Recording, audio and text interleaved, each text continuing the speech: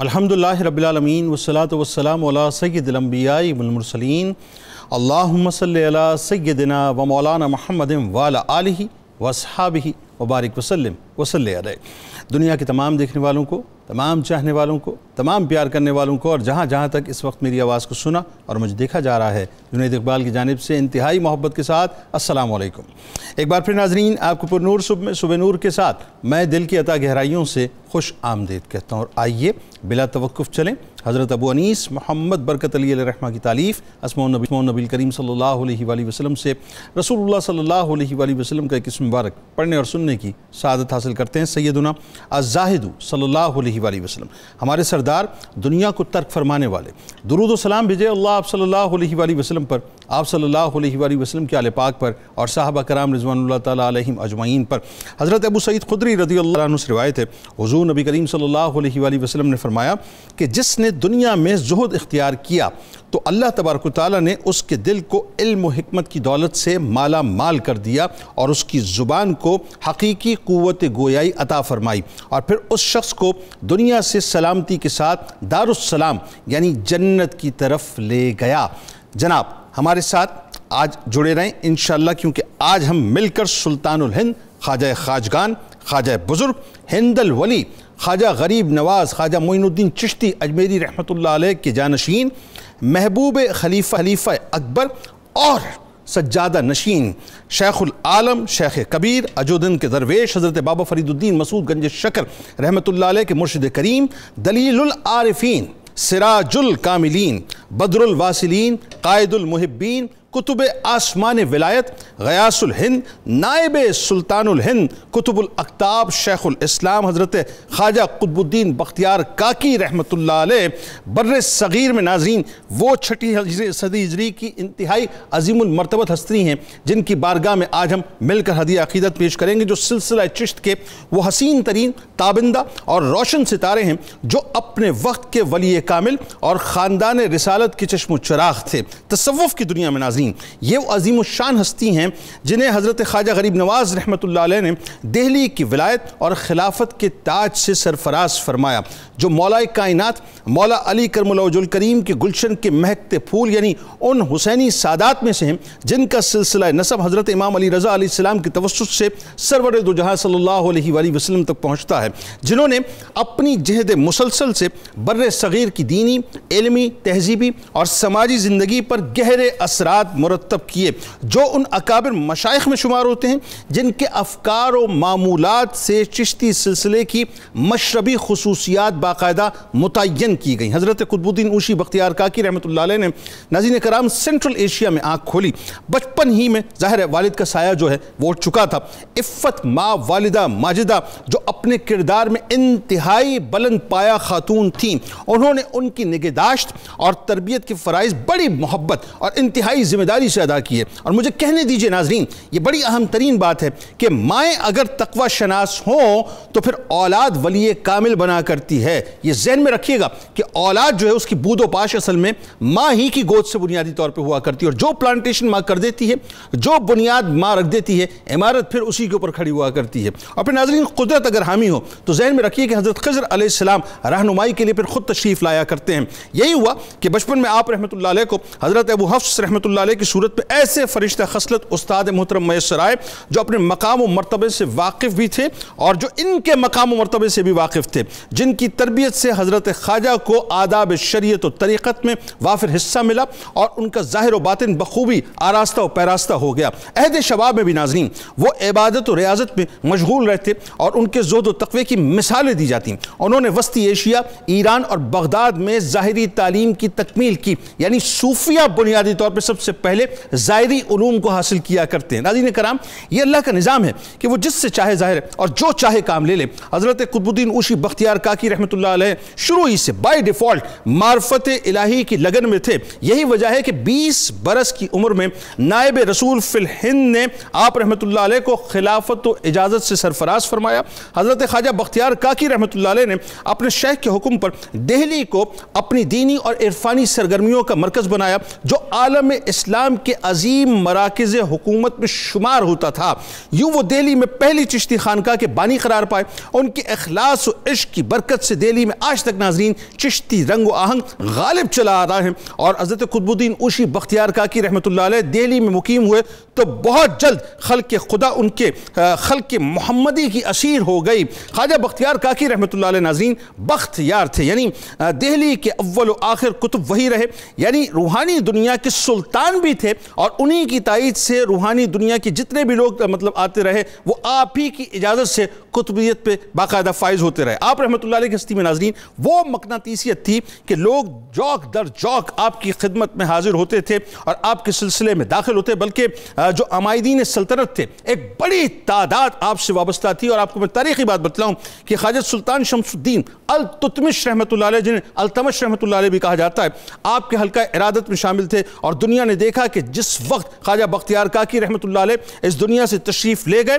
تو کئی ہزاروں صوفی اور درویشوں کی موجودگی میں جس شخص نے اپنے مرشد بختیار کاکی رحمۃ اللہ علیہ کا جنازہ پڑھا وہ کوئی اور نہیں تھے بلکہ وہ سلطان وقت تھے۔ اس کا مطلب سلاطین کو چاہیے، حکمرانوں کو چاہیے کہ وہ کسی نہ کسی صوفی کے ساتھ ضرور اٹیچ رہیں۔ قرآن سے بڑی آپ کو محبت تھی، قرآن سے بے انتہا محبت کیا کرتے تھے، کثرت سے قرآن پاک پڑھا کرتے تھے، درود پاک سے وافر حصہ جو ہے وہ آپ کو ایسے ملا کہ آپ کی زندگی کا معمول تھا دربار نبوی صلی اللہ علیہ وآلہ وسلم میں درود پاک کے ذریعے سے حاضری دینا، اور پھر وافر آپ کو جو ہے فیض سرکار علیہ السلام سے ملا۔ آئیے ناظرین انہی کی بارگاہ میں چلتے ہیں کہ جن کی خوبیاں میں بیان کرنا شروع کروں تو یقین مانیے الفاظ کم پڑ جائیں گے۔ ہمارے ساتھ اس وقت 3 ہستیاں موجود ہیں، یقیناً کسی تعارف کے محتاج نہیں۔ پہلی شخصیت ممتاز اسکالر محترم جناب ڈاکٹر شبیر احمد جامی صاحب تشریف فرما ہیں، دوسری شخصیت ممتاز اسکالر جناب ڈاکٹر طاہر حمید تنولی صاحب تشریف فرما ہیں، اور تیسری شخصیت ممتاز عالم دین جناب مفتی خلیل احمد یوسفی صاحب تشریف فرما ہیں۔ تینوں احباب کو السلام علیکم اور خوش آمدید۔ اچھا جی، اب آغاز کرتے ہیں۔ سب سے پہلے ظاہر ہے ڈاکٹر صاحب آپ بتائیے، سلسلہ چشت کے آسمان کے انتہائی چمکتے، انتہائی دمکتے، انتہائی تابناک، انتہائی روشن تارے حضرت خواجہ بختیار کاکی رحمۃ اللہ علیہ، جنہیں قطب الدین اوشی بختیار کاکی رحمۃ اللہ علیہ کے نام سے ہم جانتے ہیں، سب سے پہلے تو میرا خیال ہے جو ان کی خاندانی رفتیں اور عظمتیں اس سے آغاز کیجیے۔ اچھا، پھر ضروری ہے کہ ابتدا میں لوگوں کو، سننے والوں کو خاص طور پہ یہ ضرور بتائیں، آج بڑا ایک میں سمجھتا ہوں کہ ہمارے یہاں ایک یہ سوسائٹی کا ڈائلیما ہے کہ والدین اس بات کو سمجھ نہیں رہے کہ جو بچپن ہوتا ہے بچے کا وہی اصل وہ پلانٹیشن ہوتی ہے جو والدہ اور والد جو ہے اپنی گود میں کیا کرتے ہیں۔ تو والدہ نے جو بچپن میں کردار ادا کیا تعلیم و تربیت میں وہ کیا تھا اور کیسے بچپن گزرا، بتائیے ذرا۔ بسم اللہ الرحمن الرحیم۔ آپ نے تمہید میں ابتدائی اور رسولی باتیں بڑے خوبصورت انداز سے کر دی ہیں۔ حضرت قطب الدین بختیار کاکی رحمۃ اللہ علیہ سلسلہ چشتیہ کا وہ چنیدہ اور منتخب آفتاب ہیں کہ آپ اس سلسلے کے بانیان میں شمار ہوتے ہیں، یعنی جب یہ سلسلہ عروج پر تھا تو اس میں جو لوگ بہت نمایاں ہیں ان میں آپ کا نام بھی آتا ہے۔ حضرت قطب الدین بختیار کاکی سید خاندان سے تعلق رکھتے ہیں، آل رسول ہیں، حسینی سادات ہیں۔ تو ایک تو یہ ہمیشہ یاد رکھیں، جو طہارت کا اور علم و معرفت کا فیض اس نسل میں چل رہا ہے وہ آپ کو وراثتاً حاصل تھا۔ سبحان امام محمد تقی علیہ السلام، امام علی رضا علیہ السلام سے جو آپ کا سلسلہ جی سلسلہ چلتا ہے، ٹھیک ہے جی تقریباً 18 واسطے بنتے ہیں جب آپ کا سلسلہ نسب حضرت علی رضی اللہ تعالیٰ عنہ تک جا کر پہنچتا۔ تو آپ کے والد صاحب کا نام تھا سید کمال الدین، ان کے بارے میں بھی بیان کیا جاتا ہے وہ بھی بہت بڑے جید عالم، صوفی مزاج اور بہت متقی آدمی تھے، لیکن حسن اتفاق ہے کہ ان کا وصال ہو گیا جب آپ 1.5 سال کے تھے۔ اچھا، آپ کی ساری تربیت آپ کی والدہ نے کی، تو دیکھ لیں اپنی والدہ کے پاس آپ مسلسل 20 سال رہے، تو آپ ان کی شخصیت میں بعد میں جو عروج نظر آتا ہے اس کی ساری بنیادیں آپ کی والدہ نے رکھی ہیں۔ سبحان اللہ۔ اور آپ کی والدہ کے 3 اعمال بڑے ملتے ہیں۔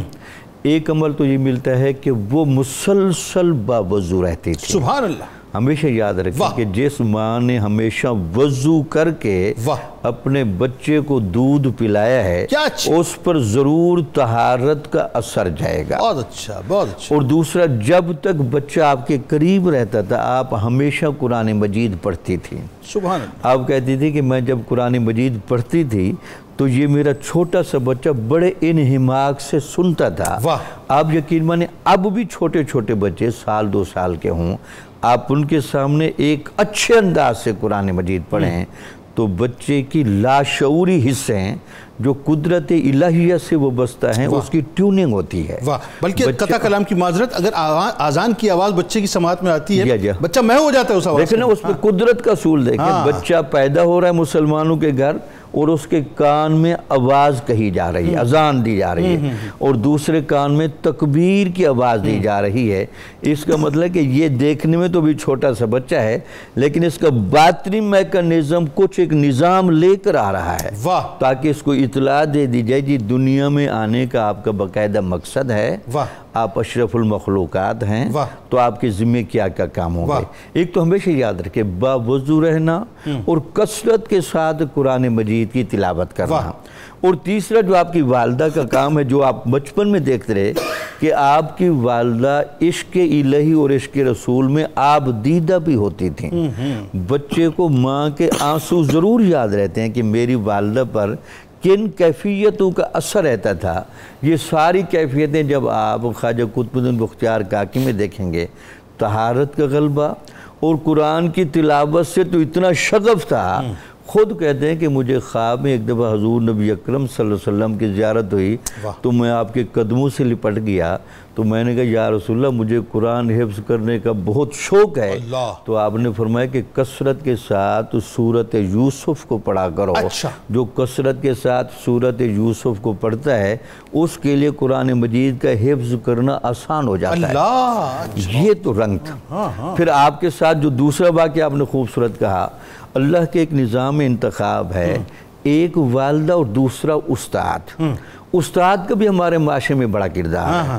آج ہم جہاں یہ رونا روتے ہیں کہ کچھ برکتیں نہیں ہیں، تو سوال یہ کہ استاد صرف علم لے کر بیٹھا ہے، وہ تقوی لے کر نہیں بیٹھا۔ اگر پڑھانے والا علم کے ساتھ خود متقی بھی ہو تو جہاں علم جاتا ہے تو تقوی کے اثرات بھی ساتھ جاتے ہیں۔ تو ہماری سوسائٹی کو یہ بھی دھیان رکھنا چاہیے جو معلمیت کی مسند پر بیٹھے ہیں، تو آپ کہتے ہیں کہ جب آپ کی والدہ نے دیکھا کہ 4 سال کے آپ ہو گئے ہیں تو آپ کو باقاعدہ پڑھانا بھی چاہیے۔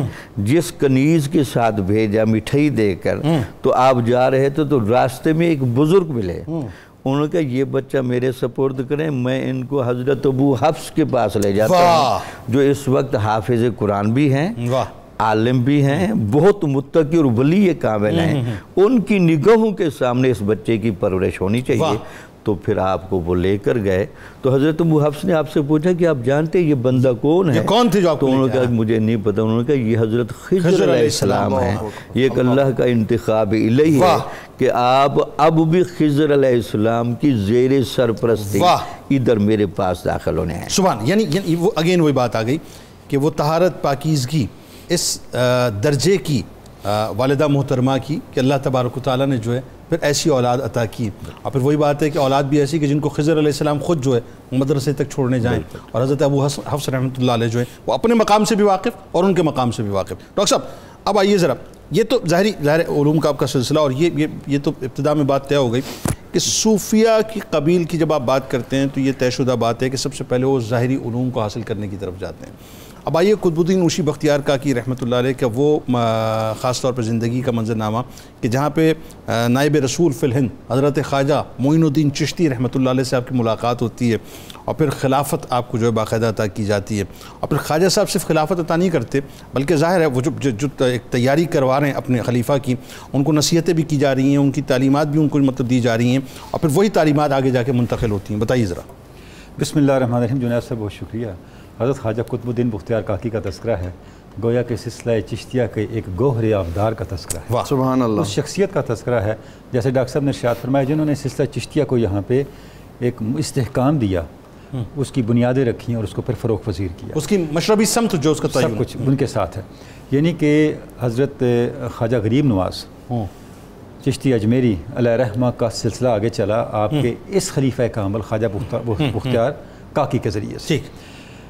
میں یہاں ایک طرف اور بھی اشارہ کرنا چاہوں گا، اگر ہم پاک پتن جائیں تو جب بھی عرس ہوتا ہے یا وہاں پہ لوگ اکٹھے ہوتے ہیں تو آپ کو ایک صدا سننے کو ملتی ہے، حاجی خواجہ قطب فرید۔ ہاں، اس کا مطلب کیا ہے؟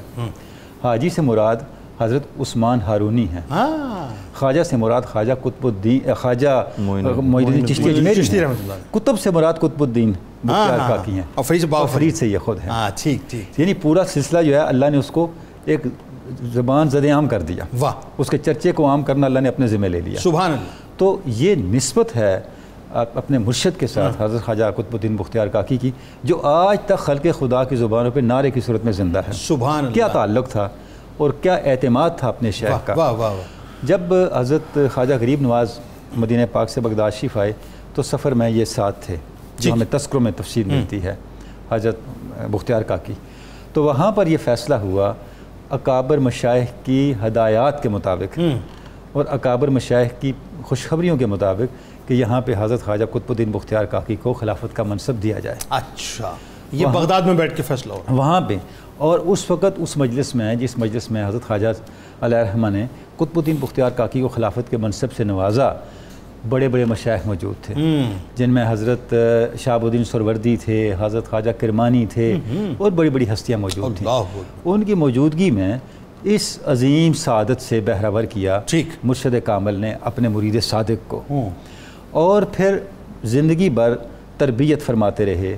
حضرت خواجہ قطب الدین بختیار کاکی اپنے شیخ کی صحبت میں رہے، حتیٰ کہ اپنے انتقال سے کچھ عرصہ پہلے انہوں نے بلایا حضرت خواجہ قطب الدین بختیار کاکی کو، اور حضرت علی سنجری کو بلایا جو ان کی مجلس میں تھے، کہ آپ میری طرف سے ایک پروانہ لکھ کے دیں، ایک خط لکھ کے دیں، ایک وصیت نامہ لکھ کے دیں، ایک خلافت نامہ لکھ کے دیں قطب الدین بختیار کاکی کو، کہ میں ان کو اپوائنٹ کر رہا ہوں دہلی کے اندر، اب یہ دہلی جائیں گے، اور ساتھ ہی ان کو وہ امانتیں سپرد کیں، اپنا اساس سپرد کیا، اپنا جو جا نماز دیا، قرآن مجید دیا، اوراد و اذکار بتائے، اور طریقہ کار بتایا کہ آپ نے کس طرح سے۔ اچھا، نصیحتیں اور تعلیمات جو تھیں وہ ذرا بتائیے، وہ خاص طور پہ کیا تھا؟ اچھا، اس کے بعد یہ دہلی تشریف لے گئے۔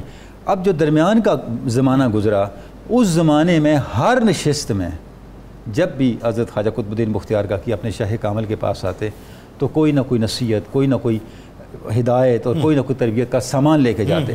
آپ فرماتے ہیں ایک مرتبہ میں اپنے شیخ کی خدمت میں حاضر ہوا تو موت کا اور ملک الموت کا ذکر شروع تھا۔ تو ہر شخص یار موت ایک ایسا معاملہ ہے کہ جس سے مفر نہیں ہے، جس کا خوف ہر ایک پہ طاری ہے۔ تو خواجہ آپ فرماتے ہیں میرے آقا مرشد حضرت خواجہ غریب نواز نے فرمایا کہ موت کے بغیر زندگی بے فائدہ ہے، موت ہی زندگی کا مقصود یہ تھا کہ موت ہی زندگی کا حسن ہے۔ تو ہم نے پوچھا حضور یہ کیسے؟ فرمایا موت ایک پل ہے جو یار کو یار سے ملاتی ہے، جو دوست کو دوست سے ملاتی ہے۔ یعنی یہ صوفیاء کا انداز ہے سوچنے کا، یہ نیکوں کی اپروچ ہے، یہ اللہ والوں کی اپروچ ہے کہ وہ ہر چیز کو اللہ کی نسبت سے جانتے اور پہچانتے ہیں، اور وہ چیزیں جن میں عام طور پہ لوگ منفیت کو دیکھتے ہیں، نیگیٹیوٹی کو دیکھتے ہیں، ان کی نظر اس کی بھی پازیٹیوٹی اور اس کے مثبت پہلو پہ ہوتی ہے، اور اس کے اس پہلو پہ ہوتی ہے جو بندے کو خدا کے ساتھ واصل کرتی ہے۔ اللہ اکبر۔ تو یہ انداز تربیت ہے جو ہمیں حضرت خواجہ قطب الدین بختیار کاکی کا زندگی میں جو انہوں نے اپنے شیخ کامل سے اخذ کیا وہ نظر آتا ہے۔ ٹھیک۔ تو بقیہ بھی جتنے بھی چیزیں ہمیں آپ کے احوال ہیں ان کے اندر جو چیزیں ان کے شیخ نے ان کو بتائیں، صبر بتایا، استغنا بتایا، توکل بتایا، ان سب چیزوں پہ حضرت بختیار کاکی زندگی بھر ہم دیکھتے ہیں کمل پیرا رہے ہیں۔ واہ۔ اچھا، دہلی مرکز تھا اس زمانے میں، اور ظاہر ہے بر صغیر کا جو ہے وہ قلب کہلاتا تھا اس اعتبار سے کہ تہذیبی اعتبار سے، تمدنی اعتبار سے، علمی اعتبار سے ایک مرکزی حیثیت اس کو حاصل کی۔ دہلی کی ذمہ داری قطب الدین اوشی بختیار کاکی رحمۃ اللہ علیہ کو عطا کی گئی، یعنی دوسرے لفظوں میں جو دہلی کی روحانی حکومت ہے وہ خواجہ معین الدین چشتی رحمۃ اللہ علیہ نے آپ کو عطا فرمائی۔ ایک بڑی ذمہ داری تھی، ایک بڑا بار تھا، اور اس وقت آپ کے جو معاصرین شیوخ تھے ان کا بھی اپنا ظاہر کردار تھا، تو اس حوالے سے بھی بتائیے، اور خاص طور پہ یہ بھی فرمائیے کہ تبلیغ دین کے جو آپ کے مشاغل تھے وہ کس طرح سے آپ نے اپنائے، کس طرح سے اس سے جو ہے وہ سرخرو ہوئے، اور جو پھر اگین وہی بات ہے کہ جو سلسلہ چشت کے بارے میں عموماً جو جامی صاحب ایک جملہ کہتے ہیں کہ اس سلسلے میں مٹھاس بہت ہے، تو وہ مٹھاس ایسی کہ ایک خاص موقع پہ جب آپ دہلی چھوڑ کے جا رہے تھے خواجہ صاحب کے ساتھ تو اہل دہلی جو ہیں سلاطین کے ساتھ باہر آ گئے تھے کہ آپ کو نہیں جانے دی، وہ کیا ہوا تھا بتائیے؟ بسم اللہ والصلاۃ والسلام علی رسول اللہ۔ جنید بھائی، جو سوال آج میرے ذمہ میں ہے بڑا اہم ہے، دل پہ حکومت کیا ہوتی ہے؟ اس کے لیے یہ سمجھنا پڑے گا کہ اللہ تعالیٰ ہر کسی کو دلوں پہ حکومت نہیں دیتا۔ واہ۔ ملک کی حکومت تو کوئی بھی لے سکتا ہے مفادات کے لیے، اور یہ 5 سال کا کہہ کر 3 سال میں بھی ختم ہو جاتی ہے۔ لیکن جو دلوں کی حکومت ہے وہ 1000 سال کے بعد بھی باقی ہے. کیا کہنے حضرت قطب الدین بختیار کاکی رحمۃ اللہ تعالی علیہ آپ ولیوں کی اس قسم میں سے ہیں جن کو وہابی ولی کہتے ہیں، پیدائشی ولی ہیں. اور اس کی ابتدا حضرت سیدنا علی المرتضیٰ رضی اللہ تعالیٰ عنہ سے، کہ حضرت علی رضی اللہ تعالیٰ عنہ پیدائشی ولی ہیں، آپ کے دونوں شہزادے پیدائشی ولی ہیں.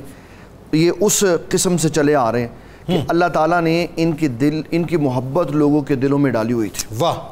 اب اس چیز کو سمجھنا بڑا ضروری ہے کہ دل کے اوپر حکومت کے لیے کون سی شے سب سے اہم ہے. اللہ تعالیٰ ارشاد فرماتا ہے فَاذْكُرُونِي أَذْكُرْكُمْ، تم میرا ذکر کرو میں تمہارا ذکر کروں. واہ واہ واہ. تو ان لوگوں نے ساری زندگی رسول اللہ صلی اللہ علیہ وسلم کا ذکر کیا، اللہ تعالیٰ کا ذکر کیا. اللہ تعالیٰ نے لوگوں کے دلوں پہ ان کو حکومت عطا فرمائی. یعنی فنا فی اللہ اور فنا فی رسول کی جو ہے منازل، اعلیٰ منازل پہ فائز. بالکل. اور پھر ان منازل پہ جا کے لوگوں کے اندر واپس آ کے مخلوق میں بیٹھ کے کام کیا ہے. یہ نہیں ہوا کہ فنا ہونے کے بعد ختم ہو گئے اور مجذوب ہو گئے، واپسی تشریف لائے. یہ ہمارے آقا صلی اللہ علیہ وسلم کا وصف ہے. جب آپ رات تہجد کی نماز پڑھتے تھے اور رب کے ساتھ ہو کے پوری مخلوق سے منقطع ہو جاتے تو فجر کی اذان سے پہلے دوبارہ مخلوق کے ساتھ واپس ہوتے. اور کمال یہ کہ ان کی خود کی چاہت نہ تھی کہ لوگ ہمارے پیچھے لگیں. بالکل ایسا. یہ تو اللہ اور اس کے رسول کی محبت میں جو اپنے آپ کو فریفتہ رکھتے تھے، لوگ ان کے پیچھے جو ہے ان کی محبت میں آیا کرتے. اللہ تعالیٰ اپنا وعدہ پورا. اور پھر دوسری بڑی اہم بات یہ ہے کہ جب یہ وہاں گئے نا دلی میں، تو وہاں پہلے سے بڑے علماء تھے. ایک دن انہوں نے ان کو یہ مسئلہ سمجھانے کے لیے کہ دلی میں بہت کچھ ہے، آپ کہیں اور چلے جائیں، تو دودھ کا بھرا ہوا پیالہ بھیجا ان کو. اس کا معنی یہ تھا کہ یہاں کام پورا ہے، آپ کہیں اور سے. تو آپ نے اوپر پھول رکھ کے واپس بھیج دیا کہ میں پھولوں کی طرح اوپر رہوں گا. اور یہ آپ کی محبت تھی. اور پھر کسی بھی جگہ علماء میں اپنے آپ کو منوانا یہ بہت مشکل ترین کام ہوتا ہے، اور علماء میں صرف وہی منوا سکتا ہے جو اندر باہر سے ایک ہوتا ہے. اور کمال یہ کہ 20 برس میں خلافت دی ہے. اللہ، مطلب ایج بھی زیادہ نہیں ہے، ابھی ٹین ایج کراس ہی کیا. جی بالکل ایسا ہی ہے. اور پھر علماء کے اندر رہ کر ہر اس مسئلے کے اوپر گرپ صرف وہی بندہ کر سکتا ہے جو سنت کے اوپر عالم بھی ہوتا ہے اور عامل بھی ہوتا ہے. اور ان کی اولیاء اللہ کی سب سے بڑی کوالٹی یہ تھی کہ یہ صرف زبان سے بات نہیں کہتے تھے، بلکہ پہلے اس کو پریکٹیکل کرتے ہیں، پھر اس کے بعد عمل کرنے کے لیے کہتے ہیں. یہ عبداللہ ابن مسعود کا مذہب ہے. آپ فرماتے ہیں ہم نبی صلی اللہ علیہ وسلم سے جب کوئی حدیث سیکھتے تھے تو اس وقت تک اس کو آگے نہیں پھیلاتے تھے جب تک اس کے اوپر عمل نہیں شروع کرتے تھے. تو یہ صوفیہ اکرام ہر مسئلے کو سیکھ کر عمل کر کے پھر لوگوں کو اس کی دعوت جب دیتے نا تو اللہ تعالیٰ زبان میں تاثیر پیدا کر دیتا. ہماری زبانوں میں تاثیر اس لیے نہیں ہے کہ ہم صرف باتیں سناتے عمل نہیں کرتے. اگر ہم بھی باتیں سنانے کے ساتھ عمل شروع کر دیں تو اللہ ہماری زبان میں بھی تاثیر پیدا کرے. آپ یہ دیکھیے سلطان شمس الدین التتمش رحمۃ اللہ علیہ جیسی شخصیت جو ہے وہ بھی آپ کی گھروی تھا، بلکہ وہ دہلی میں جب آپ کو ظاہر ہے مطلب کسی وجہ سے چھوڑنا پڑا دہلی، تو وہ جو محبت تھی، وہ جو انداز تھا آپ کا تبلیغ کا، وہ ذرا بتائیے. جنید بھائی اس واقعے کو پڑھنے کے بعد ایسے لگتا ہے کہ ایک بندے کے اندر سارے شہر کی جان موجود تھی. کہ جب آپ باہر نکل رہے تھے اپنے شیخ کے ساتھ اور وہ چاہتے تھے کہ میں تمہیں کہیں اور بھیج دیتا ہوں، تو احباب حکومت سب باہر آ گئے اور بڑے بڑے عمراء اور بڑے بڑے علماء آئے کہ ان کو یہاں سے نہ لے کے جائیں. تو آپ کے شیخ فرمانے لگے کہ قطب الدین آپ یہیں رہے، میں نہیں چاہتا لوگ آپ کی محبت میں جل کے راکھ ہو جائیں. اور بڑی محبت سے پھر ان کو چھوڑا اور آپ آخری دم تک پھر وہاں رہے اور لوگوں کے اندر سنت کی دعوت و تبلیغ اور اشاعت کا کام کرتے. انداز تبلیغ کہا جاتا ہے اور لکھا یہ جاتا ہے کہ انتہائی حسین آپ کا تھا، یعنی حسن گفتار اللہ تعالیٰ نے آپ کو بڑا کمال عطا کیا تھا، اور اس کا استعمال کرتے ہوئے آپ کے جو ارشادات تھے، آپ کی دعائیں جو تھی، اس پر بڑی تاثیر تھی، اور لوگ جب آپ کی گفتگو سنتے تھے تو اس مٹھاس کے اندر کھو جایا کرتے تھے. کیا بات. یہ ذرا بتائیے. جنید بھائی یہ سارا کچھ سچے ہونے کی دلیل ہے کہ جب انسان سچا ہوتا ہے نا تو اللہ تعالیٰ اس کی بات میں مٹھاس پیدا کرتا ہے. یہ ہمارے آقا کریم صلی اللہ علیہ وسلم کا وصف عظیم ہے. اللہ فرماتا ہے فَبِمَا رَحْمَةٍ مِّنَ اللَّهِ لِنْتَ لَهُمْ. اے میرے حبیب صلی اللہ علیہ وسلم، اللہ نے آپ پر رحمت فرمائی کہ آپ کو نرم دل بنایا. آپ صلی اللہ علیہ وسلم نرم دل تھے، اور جس نے حضور صلی اللہ علیہ وسلم سے یہ وصف عظیم لیا نا، اللہ تعالیٰ نے اس کی زبان میں مٹھاس پیدا کر دی. واہ. ناظرین ہمارے ساتھ جڑے رہیے. حضرت خواجہ معین الدین چشتی رحمۃ اللہ علیہ، نائب رسول فی الہند کے انتہائی پیارے، راج دلارے، آنکھوں کے تارے اور ان کے دل کا قرار، حضرت قطب الدین اوشی بختیار کاکی رحمۃ اللہ علیہ کی بارگاہ میں ہدیہ عقیدت پیش کر رہے ہیں کہ دہلی کا سلطان بھی آپ کو کہا جاتا ہے، دہلی کا قطب بھی آپ کو کہا جاتا ہے، اور ایک ایسے سلطان، ایک ایسے قطب کہ آنے والے جتنے بھی قطب ہیں وہ اگر آپ کی اپروول نہ لیں تو پھر قطبیت کی سیٹ پہ جو ہے ان کو بٹھایا نہیں جاتا ہے۔ کمال یہ ہے ناظرین، میں آپ کو ایک وصف ان کا بتلا کے پھر بات کو انشاءاللہ جو ہے وہ درود پاک کی طرف لے کے جاتے ہیں کہ یہ آج ہمارے یہاں جو یہ ایک کجی پیدا ہو گئی نا دلوں کے اندر کہ ہم ایک دوسرے کو تسلیم کرنے کو تیار نہیں ہیں۔ یہ بڑا ایک سمجھ لیجیے ڈیلیما ہے صاحب ہمارا، خاص طور پہ ہم مسلمانوں کا۔ سلاسل میں بھی ہم ایک دوسرے کو تسلیم کرنے کو تیار نہیں ہیں، ایک دوسرے کی جو قدر و قیمت ہے اس کی منزلت کو سمجھنے کو تیار نہیں ہیں۔ آپ کے جتنے بھی معاصرین تھے مختلف سلاسل طریقت کے، آپ کے بارے میں کہا جاتا ہے کہ آپ ہر ایک کا بے انتہا اکرام کیا کرتے تھے، بے انتہا احترام کیا کرتے تھے، چاہے وہ آپ سے قد میں یعنی روحانی قد میں چھوٹا ہوتا یا روحانی قد میں بڑا ہوتا، لیکن آپ ہر ایک کو جو ہے احترام کی نگاہ سے دیکھا کرتے تھے۔ اور کمال یہ تھا صاحب کہ آپ مطلب جو ہے فاقے تک کی کیفیت میں رہا کرتے تھے، لیکن اس کے باوجود آپ کے پاس اگر کوئی کچھ لے کر آتا تو آپ اس سے کچھ لیتے نہیں تھے، بلکہ اپنے وسائل جو وسائل ہوتے تھے ان کو بروئکار لاتے ہوئے آپ لوگوں کی خدمت کیا کرتے تھے اور اپنے در سے کسی کو خالی نہیں لوٹایا کرتے تھے۔ درود پاک سرکار کی بارگاہ میں، ان کی آل کی بارگاہ میں پیش کیجئے۔ لوٹ کے آپ کو بتائیں گے کہ جو محبت بابا فرید الدین مسعود گنج شکر رحمۃ اللہ علیہ سے خواجہ بختیار کاکی رحمۃ اللہ علیہ کی تھی، اور کس انداز سے آپ کو پھر خرقہ خلافت دیا اور آپ سے جو ہے معاملہ پھر بابا صاحب تک تبلیغی حوالے سے کیسے پہنچا اور ان سے فیضان آگے کیسے پہنچا۔ درود پاک سرکار کی بارگاہ میں، ان کی آل کی بارگاہ میں۔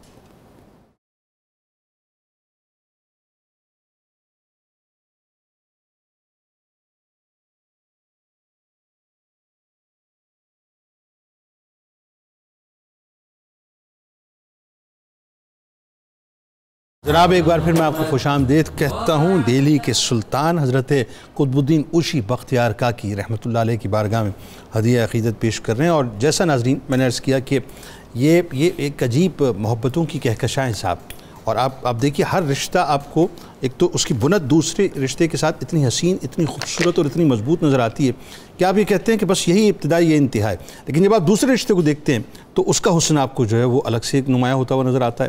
یعنی ہر رشتے کی اپنی ایک چاشنی ہے، ہر رشتے کا اپنا ایک نبھاؤ ہے، اور ہر رشتے کی اپنی ایک بنت ہے۔ اب مثال کے طور پہ آپ خواجہ معین الدین چشتی رحمۃ اللہ علیہ اور قطب الدین اوشی بختیار کاکی رحمۃ اللہ علیہ کی محبت کی بات کریں تو وہ ایک ضرب المثل ہے، لیکن اگر آپ قطب الدین اوشی بختیار کاکی رحمۃ اللہ علیہ اور بابا فرید الدین مسعود گنج شکر رحمۃ اللہ علیہ کی بات کریں تو وہ محبت ایک جگہ جو ہے آپ کو ضرب المثل نظر آتی ہے۔ میرا خیال ہے اسی سلسلے کو آگے بڑھا لیتے ہیں کہ ذرا یہ بتائیے بابا صاحب سے خاص طور پہ خواجہ بختیار کاکی رحمۃ اللہ علیہ کی جو محبت تھی وہ بتائیے، اور جو خرقہ خلافت کی جو آپ نے پیشگی آپ کو خبر دے دی تھی وہ کس طرح سے ملے گا، کیا ہوگا۔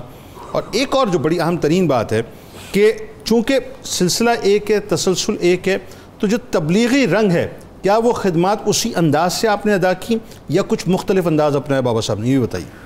بسم اللہ الرحمن الرحیم، بڑی خوبصورت باتیں چل رہی ہیں۔ میں ذرا اسی تسلسل میں خواجہ قطب الدین بختیار کاکی رحمۃ اللہ علیہ کو خواجہ معین الدین چشتی اجمیری نے ایک پیمانہ دیا تھا۔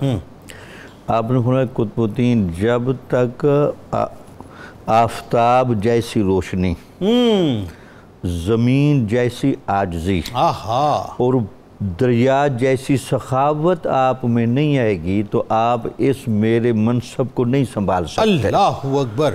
یعنی یہ دیکھیں آفتاب جیسی روشنی، کیا تربیت ہو رہی ہے، اور زمین جیسی عاجزی اور سمندر کے پانی جیسی سخاوت۔ واہ! یہ خواجہ قطب صاحب نے اپنے اندر فیض اتنا جمع کیا، وہ جو آپ نے خوبصورت جملہ فرمایا، عوام تو عوام، خواص، امائے دین اور بانیان سلطنت وہ بھی آپ سے متاثر ہوئے۔ واہ! سلطان شمس الدین التتمش کا وہ کردار، اس کے بارے میں باقاعدہ کتابوں میں لکھا ہے، وہ راتوں کو نکلتا تھا، ایک ایک دروازہ ناک کر کے پوچھتا تھا کوئی بھوکا تو نہیں سویا ہوا، اور پوری ان کی نگرانی کرتا تھا اور ساری رات جاگتا تھا۔ اور یہ وہ تربیت تھی خواجہ قطب الدین بختیار کاکی کی کہ خدمت خلق میں، رعایا کے حقوق کی حفاظت میں یہ جو سلطنت ہے یہ آپ کے پاس امانت ہے، اور یہ امانت آپ کو عروج پر بھی لے جائے گی اور یہ گرفت کا باعث بھی بن سکتی ہے۔ ڈاکٹر صاحب اتنی اچھی بات آپ کر رہے ہیں کہ یہ جو راتوں کو جاگ جاگ کر جو ہے وہ عوام کی نگرانی کیا کرتے تھے، ایکچولی ان کی نگرانی کرنے والے قطب الدین اوشی بختیار کاکی تھے۔ اور آج سب سے بڑا مسئلہ یہی ہے کہ حکمران ڈیٹیچ ہو گئے صوفیہ سے، جس کی وجہ سے توائیاں ہم دیکھ رہے ہیں۔ یہی وجہ ہے، یعنی صوفیہ کی جس انداز سے تربیت ہوئی ہے اور خدمت خلق جو تصوف کے اندر ایک بہت بڑے عمل کے طور پر سامنے آتا ہے، یہ آپ کے پاس بڑا نمایاں تھا۔ جی، آپ نے بابا صاحب کی بالکل انہی خطوط پر خدمت کی۔ اب بابا صاحب جو اپنی بیعت کا واقعہ خود بیان کرتے ہیں کہ میں ملتان کی ایک جامعہ ترمذی مسجد میں کتاب نافع پڑھ رہا تھا تو خواجہ قطب صاحب وہاں نماز پڑھ رہے تھے. کیا اچھا جملہ ہے. اولیاء کی پتہ نہیں نماز پڑھنے کے اندر کیا نورانی کیفیت ہوتی ہے کہ آپ ایک طرف نظر پھیرتے تھے کتاب پر اور دوسری آپ کی نماز پڑھنے پر. تو خواجہ قطب صاحب خود چل کر اس طالب علم کے پاس ہے اور پوچھا جی آپ کون سی کتاب پڑھیں؟ کہا جی میں نافع پڑھ رہا ہوں. تو آپ نے کہا یہ نفع دے گی؟ کہا جی یہ بھی نفع دے گی لیکن اصل مجھے نفع آپ کی صحبت دے گی. آپ کی صحبت سے ملے گا. لہٰذا پھر وہیں پہلی دفعہ آنکھیں دوچار ہوئیں. لگتا ہے کہ ان ارواح کی بعض اوقات عالم بالا میں اتنی شناسائی ہوتی ہے کہ پہلی ملاقات بتاتی ہے کہ برسوں کی ملاقات ہے. یہ تو ہے نا, یہ تو ہے نا, وہاں تو شناسائی تو ہے. بالکل ٹھیک. تو آپ وہاں بیعت ہوئے اور ان کی صحبت میں رہے کچھ عرصہ اور کہنے لگے جی میں دلی آپ کے ساتھ جاتا ہوں. آپ نے کہا نہیں, پہلے یہ ساری تعلیم مکمل ٹھیک ہے. تعلیم مکمل کرنے کے بعد پھر میں آپ کی تربیت کروں. پھر آپ کی جب تربیت کے مراحل طے ہو رہے تھے ان دنوں میں خواجہ معین الدین چشتی اجمیری آئے ہوئے تھے. تو آپ نے کہا جی میں اپنا ایک مرید مخلص آپ کو دکھاؤں. تو ان کو جب لے گئے تو بابا صاحب اس وقت روزے کی حالت میں تھے.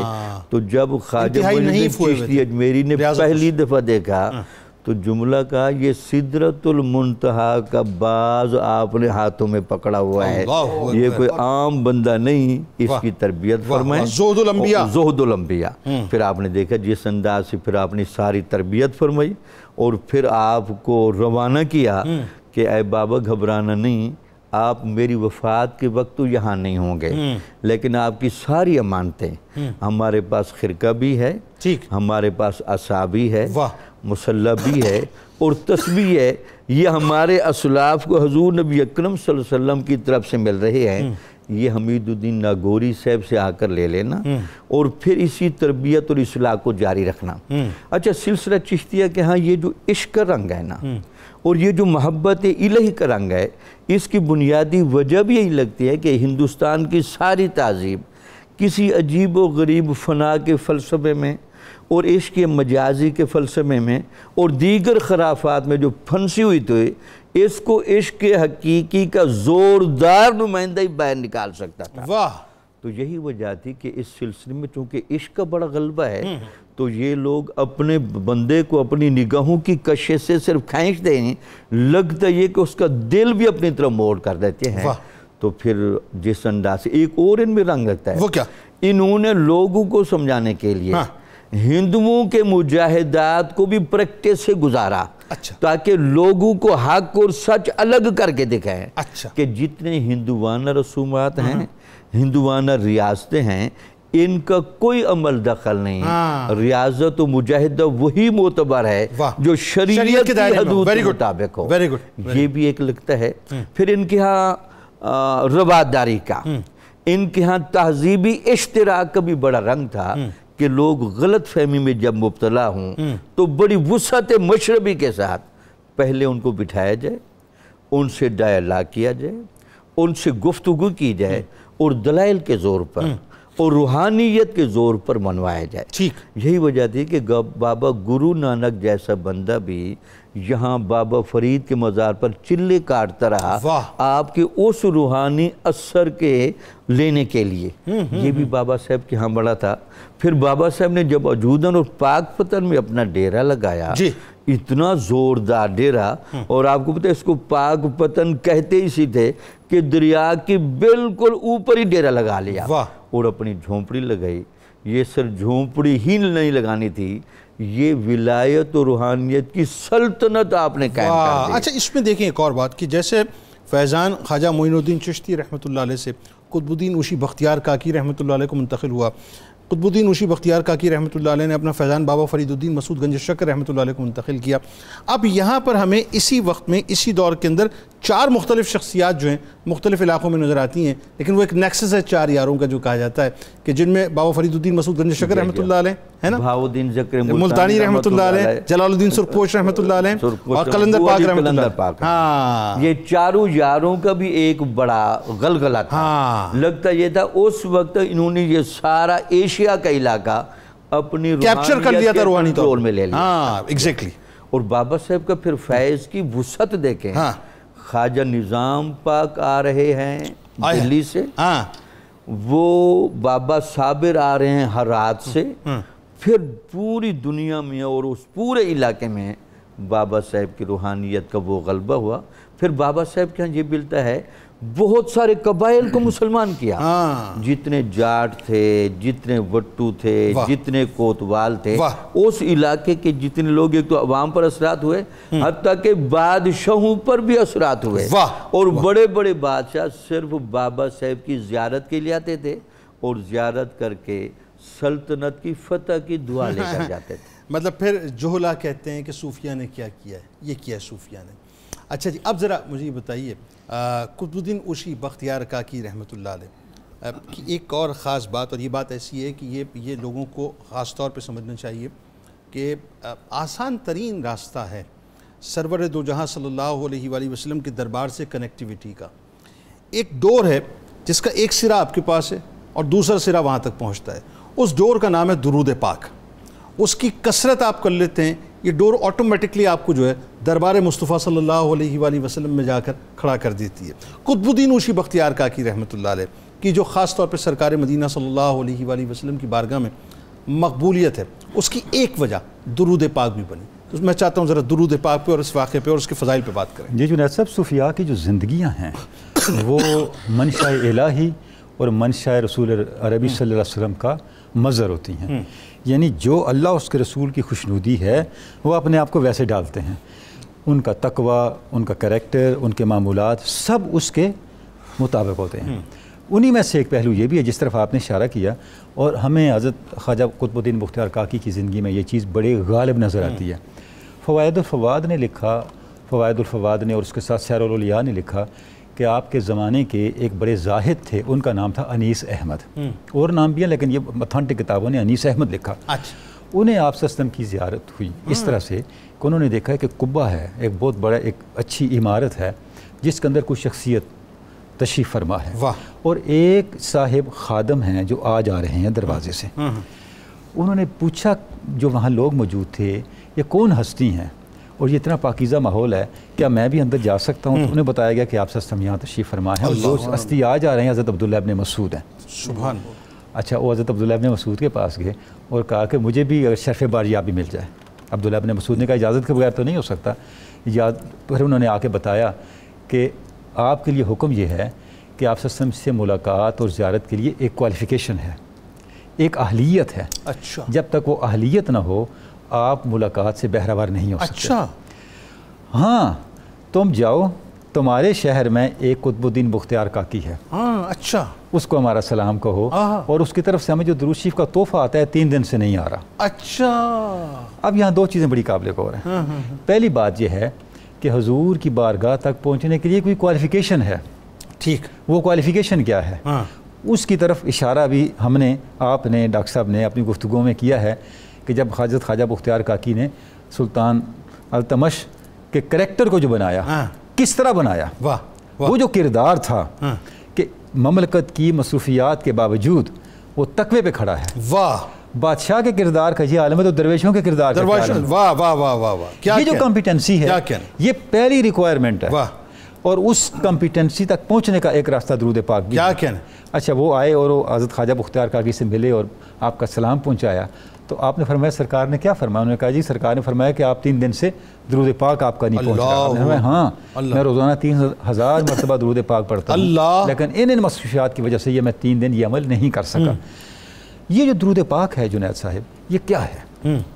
ایک تو جو بات آپ نے کہہ دی, ایک کنیکشن کا ہے, ایک سرا ادھر ایک سرا ادھر ہے. بنیادی طور پہ یہ امتی ہونے کے احساس کو زندہ کرنا ہے. واہ, دیکھیں میرے پاس اس ملک کا شناختی کارڈ ہے, پاسپورٹ ہے, تو میرے اندر یہ احساس ہے کہ میں سٹیزن ہوں اس ملک کا, میں آپ صلی اللہ علیہ وسلم کا امتی ہوں. یہ احساس میرے اندر ہر وقت بیدار رہے, یہ زندہ رہے.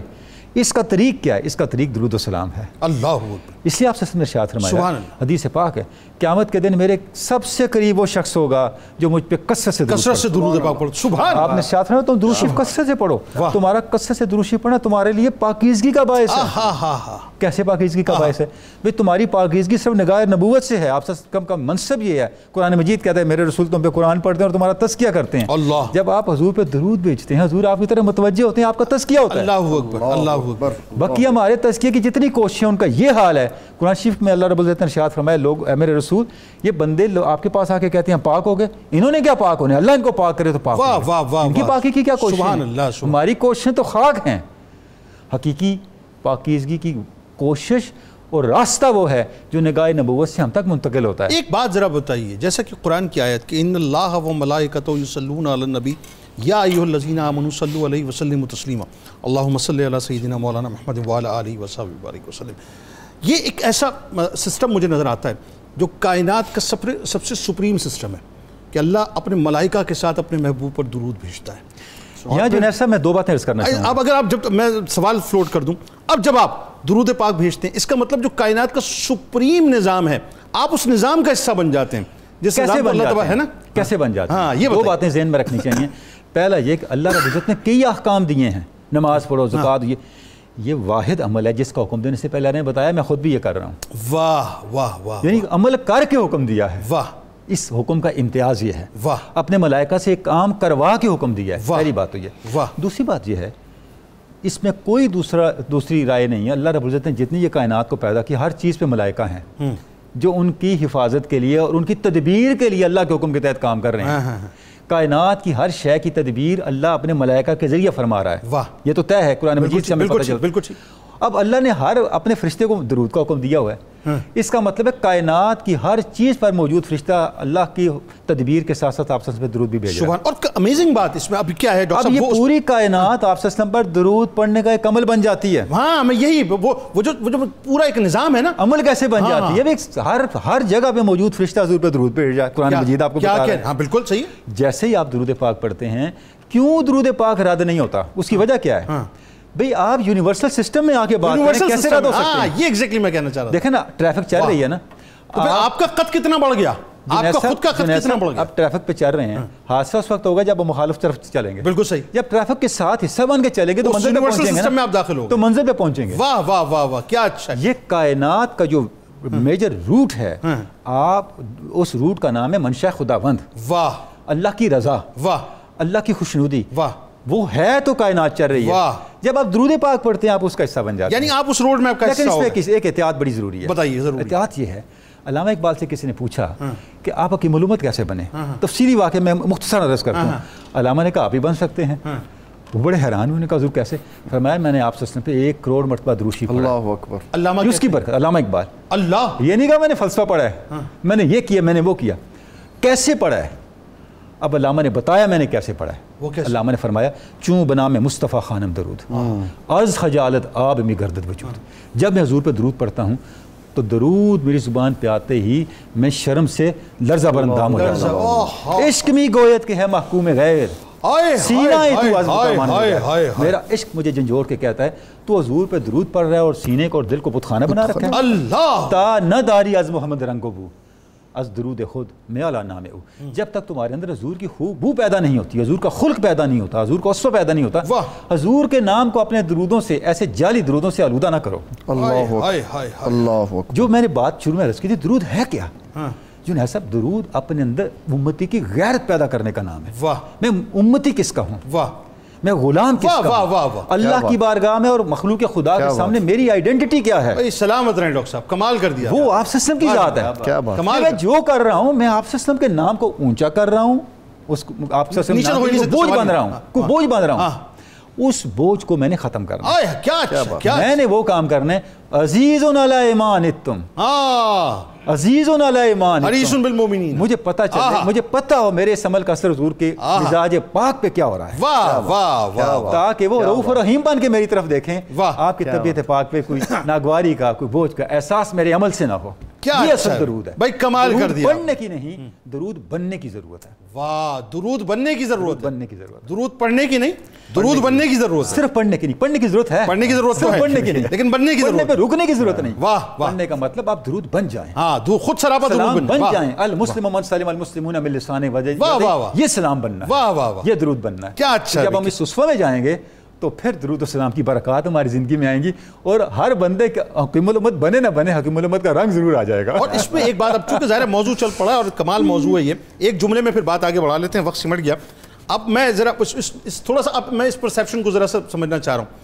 اللہ تعالیٰ درود پاک بھیجتا ہے، فرشتے ان گنت تعداد ہیں، مطلب آپ کاؤنٹ ہی نہیں، ہر فرشتہ بھیجتا ہے، ہر فرشتہ اللہ رب العزت نے تخصیص نہیں فرمائی، کاؤنٹلیس نا، کاؤنٹلیس، کون کرتا ہے کوئی نہیں کرتا، کاؤنٹلیس ہے نا سر، ہر کام فرشتے کے لیے مخصوص ہے، درود میں سب شامل ہے نا۔ اچھا، جنات کاؤنٹلیس، انسان کاؤنٹلیس۔ کمال یہ ہے کہ جب بارگاہ مصطفیٰ میں درود جاتا ہے تو میرے نبی ایک ایک کو پہچانتے ہیں اس کی ولدیت سے کہ اس نے درود بھیجا ہے۔ ایک ایسی شان ہے میرے نبی کہ جو کاؤنٹلیس ہیں ان کو جانتے ہیں کہ جی کون کون ہے، اس کو کاؤنٹ کر کے بتلاتے ہیں۔ اللہ نے علم عطا کیا، واہ واہ واہ، جنید صاحب اللہ نے، دیکھیں میں آپ کو عرض کرتا ہوں، آپ اے ٹی ایم کا کارڈ جا کے دیتے ہیں، ہزاروں کارڈ ہوتے ہیں، وہ پہچان لیتی ہے کس کارڈ میں کیا دینا ہے۔ واہ واہ بھائی، کیا مشینوں کو شعور ہے حضور، کیا اچھی بات ہے، یعنی بلا آپ تمثیل، یہ لگاتے ہیں، بلا تمثیل جو ہے، تھمب امپریشن لگاتے ہیں، واہ واہ واہ، ہزاروں تھمب امپریشن لگ رہے ہیں، آپ کے پیسے آپ کے مجھے نہیں ملتے، امپریشن میرے ان کو نہیں واہ ملتے۔ واہ واہ، اللہ کے بندوں، مشینوں کو شعور ہے، حضور کو نہیں ہے، کیسی بات کرتے ہیں۔ درود پاک آپ کا وہ روحانی امپریشن ہے جو بارگاہ مصطفیٰ صلی اللہ علیہ وآلہ وسلم میں آپ کے ایکسس کو جو ہے فوراً کھول دیا کرتا ہے۔ حضور آرے کی فریکوینسی پہچان، واہ جی واہ، کیا بات۔ اچھا جی، اب آئیے مفتی صاحب، فائنلی اب آئیے حضرت قطب الدین نوشی بختیار کا آپ کی ہستی، اگین وہی بات، یہ سب عشق مصطفیٰ صلی اللہ علیہ وآلہ وسلم ہی کا فیضان ہے، اس میں کوئی دوسری رائے نہیں۔ اور پھر وہ فیضان منتقل جب سلطان التتمش میں جو ہے منتقل ہوتا ہے تو آپ یہ دیکھیے کہ آپ کے جنازے کی کیفیت انتہائی منفرد نظر آتی ہے، یعنی آپ کی وصیت کیا ہے، اور بات یہ ہے کہ اس وقت درویش بھی موجود ہیں، وقت کے علماء بھی موجود ہیں، شیوخ بھی موجود ہیں، بڑی بڑی قداور شخص، اور کئی ایسے ہوں گے جو ظاہر مطلب اس روحانیت کے اس پیڈسٹل پہ ہوں گے کہ جن کو لوگ سر اٹھا کے دیکھیں، لیکن سلطان شمس الدین التتمش رحمۃ اللہ علیہ جو ہیں ان کے نام قرآن کھلتا ہے، وہ کیا ہوا ذرا بتائیے۔ بسم اللہ الرحمن الرحیم۔ جنید بھائی، شیخ فرمانے لگے کہ میری نماز جنازہ وہ پڑھائے گا جس میں 4 باتیں ہوں گی۔ نمبر 1، تا زندگی بلوغت سے لے کے اب تک اس نے اپنے آپ کو برائی اور بدکاری سے محفوظ رکھا۔ نمبر 2، کبھی بھی نماز پڑھتے ہوئے تکبیر اولیٰ نہیں چھوڑی ہوگی۔ واہ۔ نمبر 3، کبھی بھی اس نے تہجد قضا نہیں کی ہوگی۔ اور نمبر 4، کبھی بھی زندگی میں اس نے عصر اور عشاء کی سنتیں نہیں چھوڑی ہوں۔ اتنا پکا مواظبت والا ہوگا عبادت کے اوپر، وہ میرا شخص نماز پیمانہ ہے، کیا اب جنازہ پڑا ہوا ہے، لوگ انتظار کر رہے ہیں، کوئی آئے، کوئی نہیں نکلا، تو سلطان وقت کی بڑی بڑی شخصیات موجود ہیں، بہت بڑی بڑی شخصیات، ٹھیک، سلطان شمس الدین التتمش باہر تشریف لائے اور اس جملے کے ساتھ مصلی پہ کھڑے ہوئے کہ حضور آپ تو چلے گئے پر میرا پردہ اتار گئے۔ یہ قطب الدین نوشی بختیار کاکی رحمۃ اللہ علیہ سے مخاطب ہو کے فرما رہے ہیں۔ جی ٹھیک ہے، ان سے کہا کہ یہ کیا ہوا، اس میں جو اسلام نے ہماری توجہ کروائی ہے نا کہ ان چیزوں کو اپنے اندر سے نکال دو، یہ بڑی غور طلب ہے۔ قرآن مجید کا ایک ٹاپک ہے غض بصر، وہ یہ ہے کہ مرد ہے یا عورت، اللہ تعالیٰ نے دونوں سے کہا ہے کہ برائی انجام کار ہے، اس کا جو دروازہ کھولتا ہے نا وہ غض بصر ہے۔ قل للمؤمنین یغضوا من ابصارہم وقل للمؤمنات یغضضن من ابصارہن، مومن مرد بھی اور مومنہ عورتیں بھی پہلی بات ہے اپنی نگاہوں کو جھکا لیں، یہاں سے برائی کی ابتدا ہے۔ اور دوسرے نمبر پر جو سنتیں نہیں چھوڑی، آج اس پرفتن دور میں لوگ سنتیں پڑھنے نہیں دیتے، ایسا ہی ہے، کہتے 2 فرض پڑھ لو بس کافی ہے، کافی ہے۔ حالانکہ رسول اللہ صلی اللہ علیہ وسلم کی حدیث مبارک بخاری کی 6502 نمبر ہے کہ اللہ تعالیٰ کا قرب فرائض کے بعد سب سے زیادہ نوافل کے اندر موجود ہے۔ تو جب نوافل پڑھنے ہی نہیں دیے تو لوگوں کو اللہ کے قریب ہونے ہی نہیں دیا۔ مطلب اب تو وہ بات وہی ہے کہ دین میں آسانی پیدا کرو، آسانی پیدا کرو، اتنی آسانی پیدا کر دی کہ اب سمٹ کے جو ہے مزید دین کی سمٹانے کی کوشش کی ہے۔ بنیاد کو کھوکھلا کر دیا۔ توبہ۔ اور پھر ام المومنین سیدہ عائشہ صدیقہ رضی اللہ تعالیٰ عنہ ہماری امی جان حضور کا یہ وصف اور کوالٹی ہے کہ آپ نے زندگی میں 2 چیزیں کبھی قضا نہیں کی، ایک آپ نے تہجد کبھی قضا نہیں کی، دوسری نماز اشراق کبھی قضا نہیں کی۔ ہائے ہائے ہائے، یہ ان کا رنگ نظر آتا ہے۔ اور ایک بندے نے رسول اللہ صلی اللہ علیہ وسلم سے کہا حضور آپ صاحب اختیار ہیں تو مجھے نماز معاف کر دیں، تو آپ نے فرمایا 40 دن ہمارے پیچھے نماز پڑھ تکبیر اولیٰ کے ساتھ، پھر معاف۔ ویسے آپ نے یہ تجربہ کروایا لیکن نبی صلی اللہ علیہ وسلم کسی ایسے بندے کا اسلام قبول نہیں کرتے تھے جو کہتا تھا میں نماز نہیں پڑھوں گا. آپ فرماتے تھے جس مذہب میں نماز نہیں ہے وہ بھی کوئی بڑا مذہب ہے. اس کو اختیار دیا کیونکہ نماز کی اہمیت دکھانی تھی. مطلب کافر اور مسلمان کے درمیان جو فرق ہے حدیث پاک ہے نا کہ نماز کا فرق ہے. بالکل نماز کا. من ترک الصلاۃ متعمدا فقد کفر. جو جان بوجھ کے نماز چھوڑ دیتا وہ کافر ہو جاتا. یہ رسول اللہ صلی اللہ علیہ وسلم کی حدیث ہے مبارک. آقا کریم صلی اللہ علیہ وسلم نے فرمایا تو 40 دن نماز پڑھ, ٹھیک, پھر تیرے لیے باب میں معاف ہے. صحیح. 40 دن پڑھی تکبیر اولیٰ کے ساتھ. پھر جب آیا اٹھ کے تو رسول اللہ صلی اللہ علیہ وسلم نے کہا آج تو معاف تھا.